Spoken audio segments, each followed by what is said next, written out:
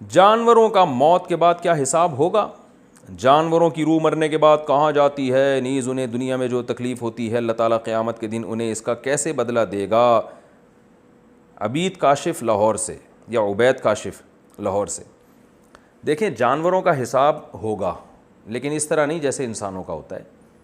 اور جانوروں کو جو تکلیف ہوتی ہے دنیا میں اس کا آخرت میں ان کو کوئی اجر نہیں ملتا، کیونکہ وہ تکلیف خدا اللہ کی طرف سے ہے اور اس میں جانور نہ صبر کر سکتا ہے نہ واویلا. کیونکہ دیکھیں جو بدلہ دیا جاتا ہے نا وہ امتحان اور آزمائش پہ دیا جاتا ہے. اگر آپ امتحان میں پورا اترتے ہیں تو اچھا بدلہ، ناکام ہو گئے تو سزا. جبکہ جانور جو ہے اس میں چونکہ عقل نہیں ہے لہذا وہ امتحان کا اہل ہی نہیں ہے. کسی پاگل کو آپ ایگزامینیشن ہال میں لا کے بٹھا دیں تو نہ اسے فیل کریں گے نہ پاس کریں گے، بلکہ اس کا ایگزامینیشن ہال میں لا کے بٹھانا ہی غلط ہوگا. تو اس لیے انسان کو جو تکلیفوں پہ اجر ملتا ہے، اس لیے کہ تکلیف جب آتی ہے تو آزمائش ہے، ایک ایگزام ہے، امتحان ہے، تو آپ اس پہ صبر کرتے ہیں اور کہتے ہیں بھائی اللہ کی طرف سے ہے تو اس تکلیف پہ آپ کو قیامت کے دن بدلہ ملے گا، اللہ کی طرف سے اجر ملے گا. خوشی آتی ہے تو آپ اس پہ اللہ کا شکر ادا کرتے ہیں بھئی اللہ کی طرف سے. یہ آزمائش ہے آپ کی کہ آپ اتراتے تو نہیں ہیں، آپ فخر تکبر تو نہیں کرتے، آپ اس خوشی کو اللہ کی طرف منسوب کرتے ہیں. اگر اللہ کی طرف منسوب کرتے ہیں، شکر ادا کرتے ہیں، تو اس کا مطلب آپ امتحان میں کامیاب ہو گئے. اللہ خوشیاں دے کے بھی آزماتا ہے، غم دے کے بھی آزماتا ہے. تو جو کامیاب ہوگا اسے جنت ملے گی، جو ناکام ہوگا اسے سزا ملے گی. جانور جو ہے اس کو اللہ نے اتنا شعور دیا ہی نہیں ہے کہ وہ تکلیف میں اللہ کا شکر ادا کرے اور خوشی میں تکلیف میں صبر کرے اور خوشی میں اللہ کا شکر ادا کرے. تبھی آپ دیکھیں جو جانور جیسا بنایا ہر تکلیف میں ان سب کا ریئیکشن ایک ہی جیسا ہوتا ہے. تو وہ ایسا نہیں اچھے اور برے. تو اس لیے جو جانوروں پہ تکلیف آتی ہے وہ اللہ کی طرف سے ہے اور اللہ تعالیٰ مالک ہے، اس کو یہ حق حاصل ہے کہ وہ خوشی بھی دے سکتا ہے، راحت بھی دے سکتا ہے. البتہ اللہ کی رحمت ہے کہ اللہ جانوروں کو بھی کھلاتے ہیں اور مزے دیتے ہیں، جانوروں بھی بہت ساری نعمتیں ملتی ہیں. کبھی کبھی جانوروں پہ بھی اللہ کی طرف سے تکلیفات آتی ہیں جو تکلیفیں بالآخر ختم ہو جاتی ہیں. ایسے لامتناہی تکلیفوں میں اللہ جانوروں کو نہیں ڈالتے. جیسے کوئی جانور معذور ہو گیا تو تھوڑے دنوں میں مر جاتا ہے، وہ یہی اللہ کی رحمت ہے کہ اللہ اسے موت دے دیتے ہیں، زیادہ عرصہ اس کی تکلیف چلتی نہیں ہے. تو لیکن اس کو اس پہ اجر نہیں ملتا اور نہ گناہ ملتا ہے. اور رہا جانوروں کا حساب تو وہ حدیث میں آتا ہے کہ اگر ایک سینگ والی بکری نے ایسی بکری کو مارا جس کے سینگ نہیں تھا تو اللہ قیامت کے دن اس بکری کو، دونوں بکریوں کو زندہ کریں گے اور جس کے سینگ نہیں تھا اس کو سینگ دیں گے اور اس سے کہیں گے کہ اب تو اسے ٹکر مار کے بدلہ لے لے. تو علماء نے یہ جو حدیث ہے اس کا مفہوم یہ بیان کیا ہے کہ یہ جو جانور سے حساب لیا جا رہا ہے یہ حقیقی معنی میں حساب ہے نہیں، کیونکہ ظاہر ہے جس سینگ والی بکری نے بغیر سینگ والی کو مارا وہ بھی تو بیچاری کو اتنی شعور تھوڑی تھا کہ یہ مارنا غلط ہے. تو یہ صرف دنیا میں اللہ یہ انسان کو دکھانے کے لیے حساب لیں گے کہ دیکھو ظلم ایک ایسی چیز ہے کہ جو حقیقی ظلم نہیں ہے نا، صرف ظاہری طور پر ظلم ہوا ہے. ایک جانور نے اپنی طاقت سے فائدہ اٹھایا ہے تو جو ظاہری طور پر ظلم ہوگا نا میں اس میں بھی انتقام لوں گا. تو جو انسان ہے جو شرعی اعمال کا مکلف ہے وہ ظلم کرے گا تو کیسے بچ جائے گا؟ تو یہ جو حساب جانوروں سے لیا جائے گا اتنی سی نوعیت کا، یہ صرف انسان کو بتانے کے لیے کہ جب میں اس کو نہیں چھوڑ رہا تو تم تو ہو ہی امتحان کے لیے، تمہیں کیسے چھوڑوں گا میں. تو یہ صرف اتنا سا بدلہ ہوگا اور پھر ان دونوں بکریوں کو مار کے ختم کر دیا جائے گا، دوبارہ مٹی ہو جائیں گی، وہ ہمیشہ ہمیشہ کے لیے نہیں ہوگا. تو یہ صرف اللہ تعالیٰ اپنے عدل اور انصاف کی کو دنیا کے سامنے ظاہر کرنے کے لیے کہ میں نے ایسا انسانوں سے انصاف کا معاملہ کرنا ہے، ایسا بدلہ لینا ہے کہ وہ اتنا سخت بدلہ ہوگا کہ ایک ایک پائی کا حساب دینا پڑے گا. اور اس کو دکھانے کے لیے اللہ جانوروں سے حساب لیں گے کہ دیکھو ایک سینگ والی بکری نے بغیر سینگ والی کو مارا تو میں اس کو بھی سینگ دوں گا کہ تو اپنا انتقام لے لے، اس کو تو ٹکر مار دے.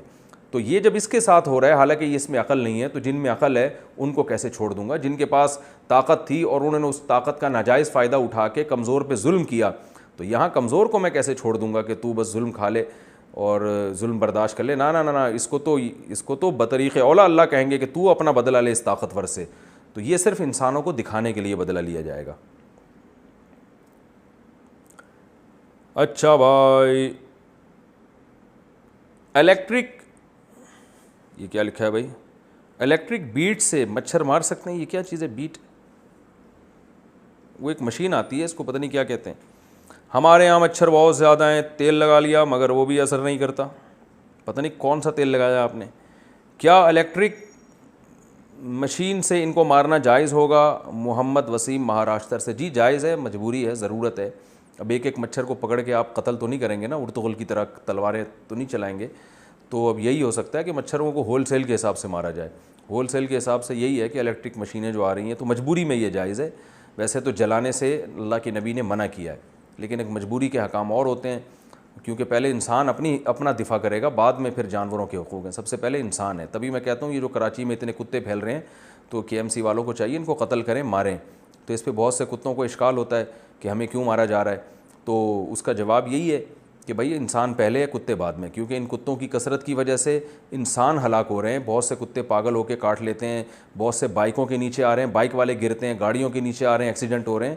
تو پہلے ہمیشہ سے KMC والے کتوں کو مارا کرتے تھے, اب پتہ نہیں کچھ NGOs نے پابندی لگائی ہوئی ہے, تو جس کی وجہ سے انسانوں پر بڑا ظلم ہو رہا ہے. اور پھر میرے ان باتوں سے پھر وہ کتے جو ہے نا وہ ان کو تکلیف ہوگی, بولیں گے مفتی صاحب کیسی باتیں کر رہے ہیں. اور اسی احتجاج میں جب میں نے کتوں کے خلاف بیان کیا تو کتوں نے میری 2 مرغیاں کھا لی ہیں. تو وہ لگ رہا ہے وہ سب بیان سن رہے ہیں, کتوں کو سب پتہ چل رہا ہے میں کیا کہہ رہا ہوں. میری مرغیاں تھیں یہاں پر, اچھے بھلے انڈے ماشاءاللہ آ رہے تھے روزانہ دیسی. 9 مرغیاں میں نے پالی ہوئی تھیں, اس میں سے 2 کتے لے گئے. پہلے ایک لے کر گئے, پھر اگلے دن میں چونکہ بیانات سے باز نہیں آیا, اگلے دن دوبارہ دوسری مرغی لے گئے. تو میں نے اب بیانات سے تو میں پھر بھی باز نہیں آیا, لیکن میں نے مرغیوں کو بند کر دیا, وہ باہر آوارہ گردی کی ان کو اجازت نہیں دی ہے میں نے. اچھا بھائی, شادی کے بعد والد کی جگہ شوہر کا نام لگانا, یہ پہلے میں تفصیل سے بتا چکا ہوں. عالم بننے کے لیے کون سی تعلیم ضروری ہے؟ کیا عالم بننے کے لیے درس نظامی حاصل کرنا ضروری ہے, یا وہ مطالعہ کر کے وہ مسئلے مسائل سیکھ کر بھی عالم بن سکتا ہے؟ شاہ زیب کراچی. دیکھیں دنیا میں کوئی بھی ہنر کسی سلیبس کے بغیر ممکن نہیں ہوتا. یہ ایسے ہی سوال ہے کہ ڈاکٹر بننے کے لیے کیا MBBS کرنا ضروری ہے, یا وہ کتابیں پڑھ کے ڈاکٹر بن سکتا ہے؟ تو ظاہر نہیں بن سکتا. کوئی بھی کتابیں پڑھ کے ڈاکٹر بنے, گورنمنٹ کبھی پرمیشن نہیں دے گی کہ آپ کلینک کھول کے بیٹھیں. تو ایسے ہی حکیم بننے کے لیے حکمت کا ایک نصاب ہے, وہ پڑھنا ضروری ہے. انجینئر بننے کے لیے انجینئرنگ کا ایک نصاب ہے. تو اسی طرح عالم بننے کے لیے علماء ہی کا بنایا کردہ ایک نصاب ہے. وہ نصاب پڑھے بغیر آپ عالم نہیں بن سکتے, کیونکہ اس نصاب میں بیسک تمام چیزیں پڑھائی جاتی ہیں. سب سے پہلے عربی گرامر پڑھائی جاتی ہے, درس نظامی میں بھی یہی چیزیں, عربی گرامر پڑھائی جائے گی آپ کو سب سے پہلے, پھر عربی ادب کی کتابیں پڑھائی جائیں گی تاکہ عربی ادب سے آپ کو اس زمانے کی عربی پڑھائی جائے گی, عربی ادب کی کتابیں, تاکہ عربی میں عبور پیدا ہو. پھر آپ کو جو ہے تفسیر پڑھائی جائے گی, جو معتبر تفسیر کی کتابیں, تاکہ آپ اخپل طریقے سے خود سے آپ مفسر قرآن نہ بنیں کہ پوری امت سے ہٹ کے قرآن کی کوئی نئی تحقیق نہ مارکیٹ میں لے آئیں آپ. تو جو تفسیر ہیں, پھر تفسیر کے اصول پڑھائے جاتے ہیں, پھر حدیث پڑھائی جاتی ہے, حدیث کے اصول پڑھائے جاتے ہیں, پھر قرآن و حدیث سے جو فقہاء نے مسائل نکالے ہیں وہ مسائل ان اصولوں کی روشنی میں پڑھائے جاتے ہیں کہ مسائل نکالنے کے اصول کون سے, جن کو اصول فقہ کہا جاتا ہے, وہ اصول فقہ پڑھائے جاتے ہیں. تو ایک پراپر وے ہے ٹیچنگ کا اور لرننگ کا. تو اس پراپر وے کے حساب سے جب تک آپ نہیں چلیں گے تو وہ صلاحیت پیدا نہیں ہوتی. وہ ایسا ہی ہے جیسے کتابیں پڑھ کے کوئی ڈاکٹر بن جائے تو خود بھی مرے گا, لوگوں کو بھی مروائے گا.